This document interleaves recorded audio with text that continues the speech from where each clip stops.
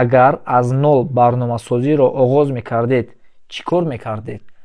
Раҳмат ба падарат. Одаме ки ҳамин савола додагия раҳмат ба падарат. Нигоҳ кунед ман чӣ кор мекардам агар ки айнол сар мекардам. Ман аввал YouTube медромадам ва мезадам направление в программирование. Ман просто медидам ки ҳамин направление программирование чанд қадар мешаванд, кадом самтҳо мешаванд. Конечно ба тоҷикӣ наметавонад ки дар YouTube навишта ки нест видео хеле то ман навиштам, ман баъд видеои тоҷикиша бировардам. Ман мезадам ки на самтҳои барномасозӣ кадомон направление программирование какие есть в целом. Интихоб мекардам ба иншон дам. Баъд ҳамун направлениеш ки ман маъқул шид, ҳамун направлениеро ман менавиштам ки какие языки программирования нужны в этом направлении программирования. Кадом забонҳои барномасозӣ лозиманд дар ҳамин самти барномасозӣ.